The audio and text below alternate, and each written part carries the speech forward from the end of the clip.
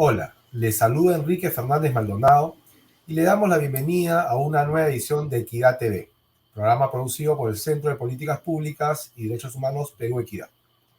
El día de hoy vamos a hablar de los acuerdos comerciales suscritos por el Perú y su impacto en la calidad de vida, de trabajo y en el medio ambiente de las poblaciones que se ven involucradas en los procesos de comercio internacional. Y esto a propósito de la reunión del Subcomité de Comercio y Desarrollo Sostenible del Acuerdo Comercial de la Unión Europea con 3 países andinos, con Colombia, Ecuador y Perú, encuentro que se va a llevar a cabo estos días y que es, digamos, motivo para hacer un balance a 8 años de entrada en vigencia de este acuerdo comercial con la Unión Europea. Para ello conversaremos con la socióloga Ana Romero, que es coordinadora ejecutiva de la Red Peruana por una Globalización con Equidad, espacio de organizaciones de sociedad civil que hacen seguimiento e incidencia en torno a los acuerdos de libre comercio suscritos por Perú, que como saben suman un total de 21 acuerdos comerciales, el primero de los cuales, uno de los más importantes, se dio con los Estados Unidos el año 2007.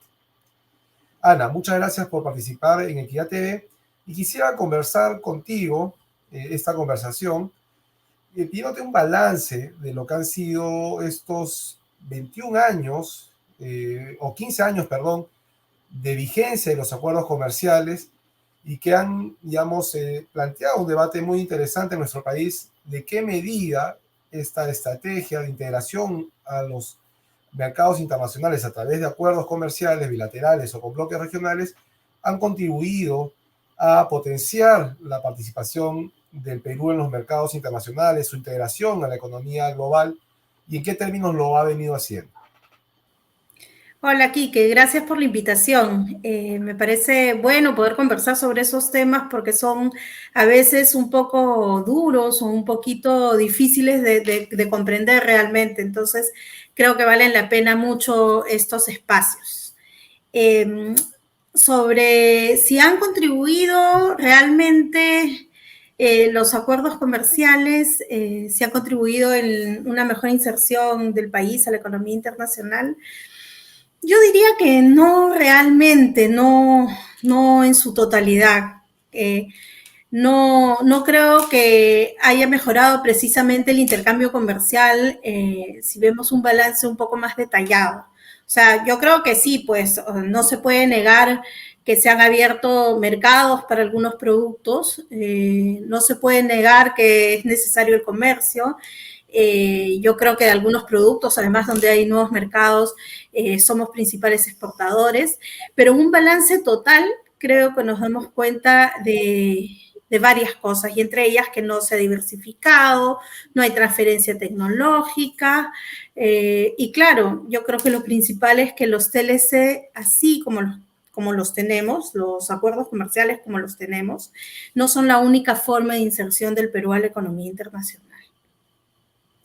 Esto que tú señalas, Ana, me parece muy interesante. Los TLC no han permitido diversificar la oferta exportadora. ¿Esto qué significa? Seguimos siendo un país exportador de materias primas, de recursos naturales, es decir, el modelo primario exportador, como se le denomina, se ha mantenido con los acuerdos comerciales. ¿Es exacto esto o ha habido algunos cambios en esta composición de nuestra canasta exportadora? No, totalmente. Yo creo que se ha mantenido. Sí, yo creo que siempre se puede hacer la salvedad de que hay algunos productos no tradicionales que puede haberse, se puede dar ahora en el mercado, están en el mercado, eso es innegable. Y como decía, somos principales productores de algunos de ellos. Pero creo que eso no significa el panorama completo, ¿no? Seguimos siendo un país primario exportador, efectivamente. Exportamos también nuestros recursos naturales. Yo creo que hay un ejemplo clásico y que igual yo siempre repito, que es el tema de los espárragos, ¿no? O sea, cuando tú exportas espárragos, ¿qué exportas? La comidita en el envase enlatado, en el envase vidrio. No, no solamente eso, exportas también una cantidad increíble de agua que es utilizada, pero además agua que le falta, digamos, a las poblaciones de alrededor, ¿no? Exportas también una reducción o incumplimiento de derechos laborales, y así podríamos citar otras cosas, ¿no? Entonces yo creo que los acuerdos comerciales y la política comercial en general, tal como la tenemos, terminan agudizando más estos problemas que ya tenemos y un modelo de desarrollo del cual hasta ahora no salimos, ¿no? A pesar que es un modelo que ya se viene demostrando que se va agotando, ¿no? Eso que tú señalas también me parece clave. Hay que hacer un análisis del impacto, el balance de estos acuerdos comerciales, pero ampliando el zoom, es decir, no solo viendo las cifras de volúmenes de exportación, medidos en toneladas o en millones de dólares que ingresan, digamos, producto de esta exportación a los mercados europeo, norteamericano, chino, que son, digamos, los principales socios comerciales, sino que habría que ver también cuál es el impacto de estos acuerdos comerciales ya a nivel interno de los países, es decir, dentro de los países, qué sectores son los que se ven más beneficiados con estos acuerdos de libre comercio. Y en ese sentido yo te quería preguntar, Ana, ¿cuáles consideran desde el estudio y la investigación que hacen las organizaciones que conforman la red G, cuál es el impacto en los sectores que consideramos sensibles, por ejemplo, en la salud, en el medio ambiente, en lo laboral? Así de manera gruesa, ¿qué nos podría decir al respecto?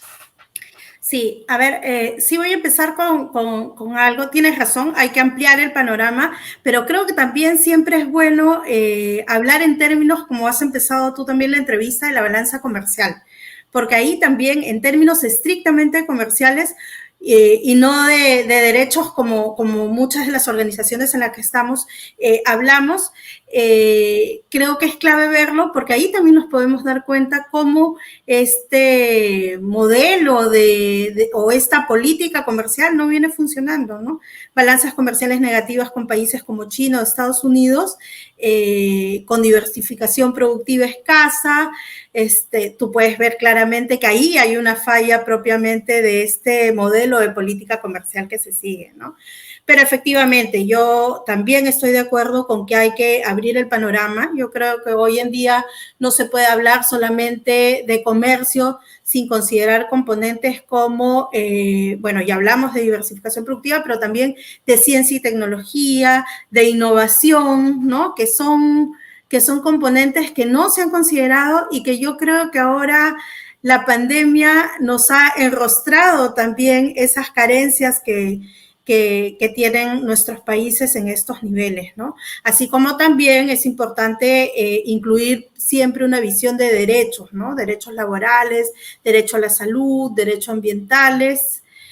Yo creo que eso es clave. Si no se analiza el comercio con una visión de derecho, creo que ahí sí el panorama no está completo, ¿no? Si hablamos de los sectores sensibles,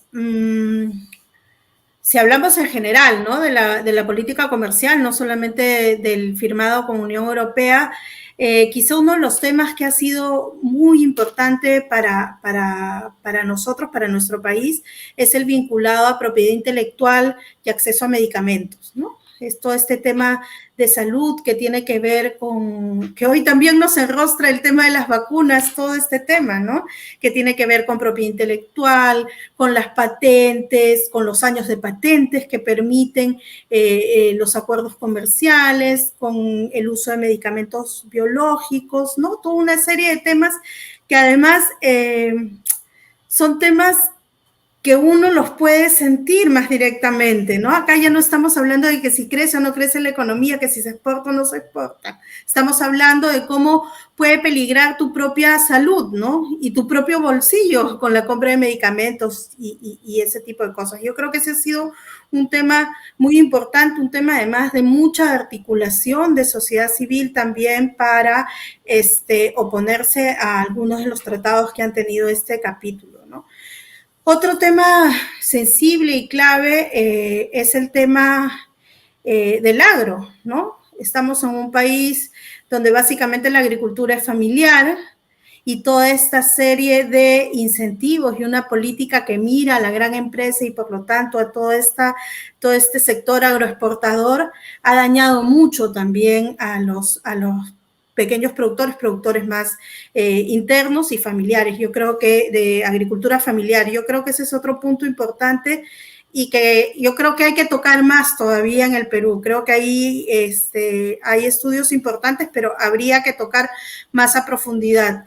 Y dos temas que además son claves sensibles y claves para el TLC con Unión Europea, por ejemplo, es el tema de ambiente y derechos laborales, ¿no? Toda esta flexibilización normativa que hay vinculada a los derechos ambientales y lo mismo para los derechos laborales, creo que necesita de una gran atención, ¿no? Acá hay un problema que todavía no se resuelve y que nuevamente regresamos en el marco de la COVID, donde se agudizan más, porque se flexibilizan más las normas en aras de la reactivación económica, ¿no?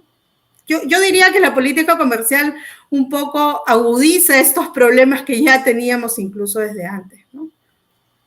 Esto, digamos, básicamente porque son acuerdos comerciales que se desarrollan entre economías comúnmente asimétricas, las economías del norte global con las del sur, como la peruana.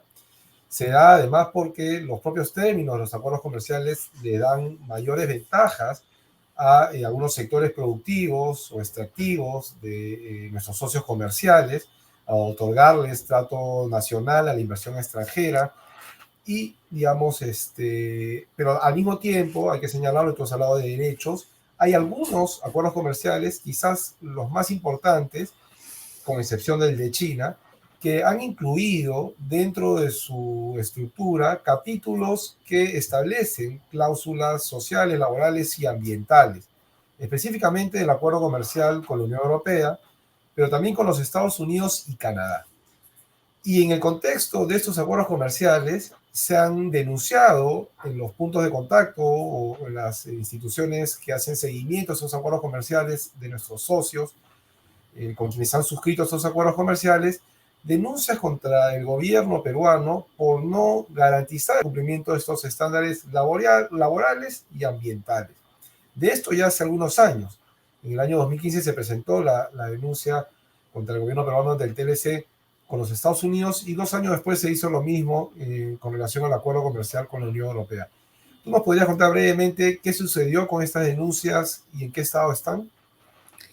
Sí, solo antes me gustaría comentar algo que yo creo que es importante también. Los resultados de hecho también son importantes, pero creo que acá lo bonito, no sé si cabe la palabra, pero digamos, una cosa importante para lograr esto es la articulación de sociedad civil. Yo creo que eso está por encima de todo, ¿no? Ha habido una articulación y una sinergia importantísima para sacar adelante estas quejas, estas denuncias que se han hecho, ¿no? Ahí tú tienes a las centrales sindicales como el principal actor para todos estos temas laborales y tienes a varias organizaciones que ven temas ambientales e indígenas que han estado apoyando esta queja para temas ambientales como lo fue la queja en el marco del TLC con la Unión Europea, ¿no? Entonces eso creo que es importante destacar, ¿no? Con respecto a las quejas... Dime.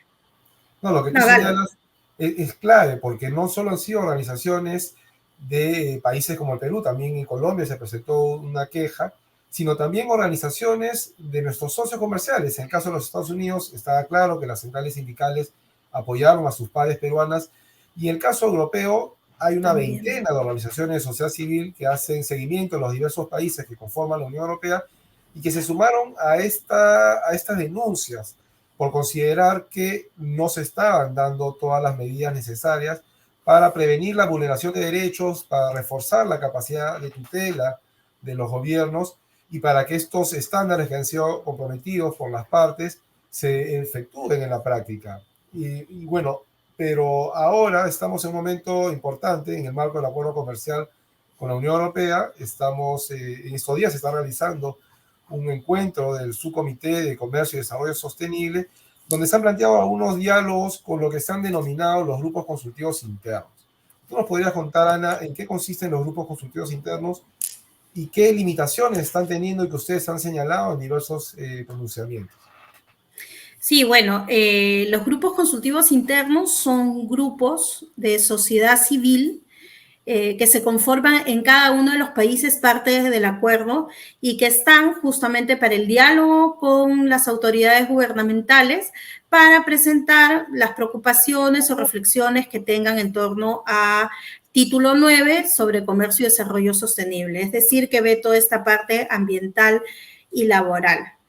El título 9 en realidad contempla dos formas de reunirse en estos grupos consultivos internos. Una, para decirlo rápidamente, es que el país opte por los mecanismos de participación que ya existen en cada país. Y la segunda es conformar este grupo consultivo interno ad hoc donde participen diferentes sectores de sociedad civil, empresarial, trabajadores y otros de otras organizaciones y puedan cumplir las funciones para lo cual está estipulado, ¿no? En el caso peruano, el Perú en ese momento, cuando firmó el acuerdo, optó por los mecanismos de participación existentes. Es decir, todas las comisiones y grupos de trabajo que hayan y se vayan creando en todo este tiempo desde espacios gubernamentales. Es decir, por ejemplo, el Consejo Nacional del Trabajo, es decir, la Comisión Nacional de Cambio Climático y así diferentes comisiones o grupos que existen. Lo cual limita mucho porque en realidad no son grupos donde esté solo sociedad civil, no son liderados por sociedad civil, al contrario, son liderados por actores gubernamentales y no son espacios necesariamente donde haya la oportunidad de discutir justamente los temas vinculados a acuerdo comercial. No son independientes, pero además muchos de estos espacios tienen una institucionalidad un poco débil, entonces a veces funcionan, a veces no, a veces van desapareciendo en el tiempo porque muchos de ellos son creados por una cuestión específica, ¿no? Entonces, eso es un gran problema para nosotros porque a diferencia de los demás países que son parte del acuerdo, que sí tienen un grupo ad hoc, nosotros tenemos esta cosa medio difusa y medio rara que a veces no permite una articulación plena, digamos, ¿no? Y acá tienen que hacerse cambios estructurales definitivamente porque no vienen funcionando, además, en general, no vienen funcionando los grupos consultivos, ¿no? No tienen un presupuesto, a veces no pueden asistir a las reuniones, a veces no son reconocidos o terminan siendo desconocidos por los gobiernos. Entonces, hay ahí muchos problemas que tienen que resolverse. Ahora, sí, igual quiero destacar que a pesar de ello, hay una articulación fuerte entre sociedad civil y los sindicatos o el sector trabajador de los diferentes países. Pero de todas maneras viene siendo un problema el que hasta ahora no podamos sentarnos todos los sectores en una mesa a dialogar, ¿no? Hemos recibido respuestas de parte de los Estados Unidos y la Unión Europea a estas denuncias. ¿Qué tenor tenían estas comunicaciones que establecen recomendaciones para el gobierno peruano y qué ha sido de estas recomendaciones? Sí, yo creo que, bueno, ahí de hecho con lo de Estados Unidos tú puedes hablar mucho más porque han estado también liderando este proceso, ¿no? Pero han habido recomendaciones que siempre el Perú intenta no reconocer como vinculantes, ¿no? O sea, son comentarios que hace Estados Unidos, pero que no necesariamente significa que tenemos que hacer, ¿no? En el caso europeo, lo que hay es dos respuestas, diría yo, ¿no? Una primera, que es la que esperábamos, donde efectivamente se cuestiona no viene respetándose algunos convenios de la OIT, cómo viene flexibilizándose la normativa ambiental y se cuestiona además cómo es la participación de sociedad civil en el marco del acuerdo comercial. Esa fue la primera respuesta, que iba en el mismo sentido de lo que presentamos como queja en el marco del TLC con Unión Europea. Sin embargo, la segunda respuesta, y que se supone que es la respuesta final, bueno, por decirlo de alguna manera, la concluyente, digamos, de la queja que presentamos, ya no tiene nada de esto, ¿no? No tiene ningún cuestionamiento. Incluso en la primera respuesta lo que se pedía al Perú es que se tomen una serie de acciones con un plan, además con un cronograma. En esta segunda no hay absolutamente nada. No hay tampoco recomendaciones, a diferencia de la respuesta de Estados Unidos. No existen recomendaciones, solamente existe que se está mejorando la relación con el Perú, se ha mejorado la comunicación y se establecen 2 espacios para el diálogo con sociedad civil, que fueron el Consejo Nacional del Trabajo y la Comisión Nacional de Cambio Climático. Y el Consejo Nacional del Trabajo, como sabemos, viene en pausa, digamos, hace más de 2 años, justamente por el retiro de 2 de las centrales sindicales. Hoy en día ya se retiraron las 4 por el incumplimiento de algunos acuerdos con el gobierno. Y la Comisión Nacional de Cambio Climático, que sí tiene más periodicidad, se reúne siempre, está muy activa ahorita. Lo cierto es que no tiene un espacio para el diálogo en el marco de los acuerdos. Varios de los temas que trata el propio acuerdo no son parte del mandato de la propia Comisión Nacional de Cambio Climático, e incluso en la última reunión ni siquiera se dejó hablar a todos los que necesitaban hablar sobre el tema. Entonces, no hay una respuesta contundente. Creo que sobre todo en el caso del TLC con Unión Europea le falta un mecanismo para la resolución justamente de estos temas. Y eso es una de las cosas que se debería hacer, ¿no? Porque por eso esto queda un poco en el aire, ¿no? Entonces, ahí hay un trabajo. Yo creo que los acuerdos no son fijos, ¿no? No son estáticos, no es que no se puedan ajustar. Hay cosas que se tienen que hacer, y una de las cosas por cambiar es esa.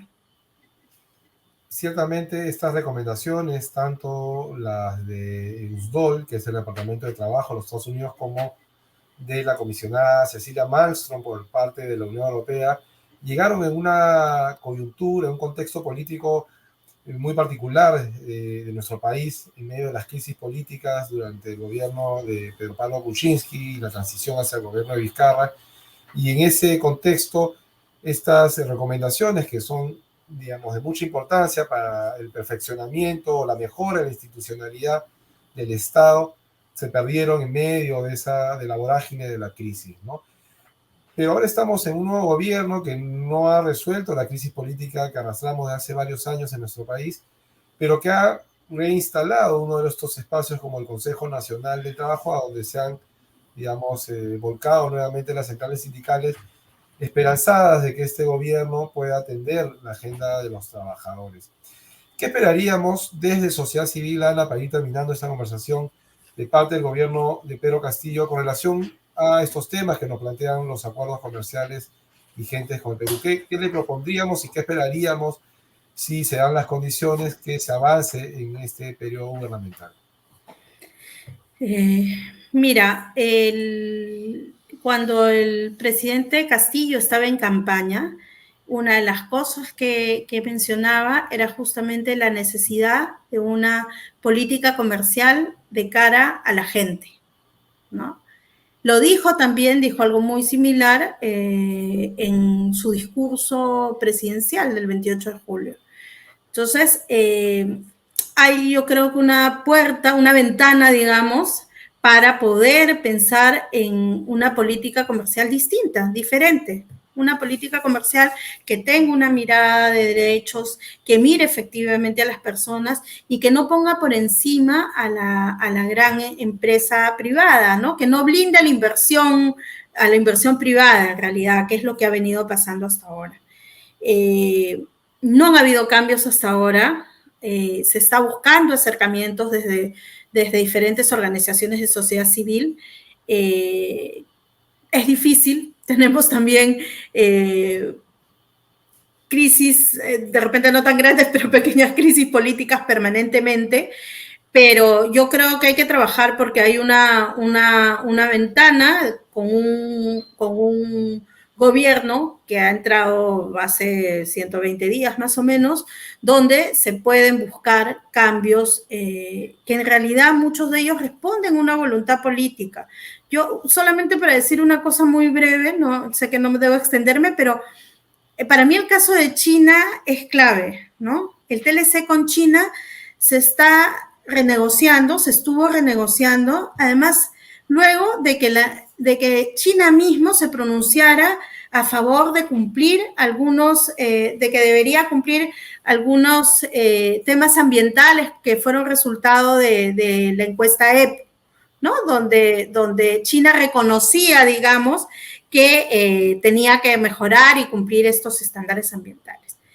En ese momento se estaba renegociando el TLC con China y Perú podía buscar incluir estas mejoras de estándares ambientales en esta renegociación. Sin embargo, no hubo ninguna voluntad política del Perú por hacer esos ajustes, ¿no?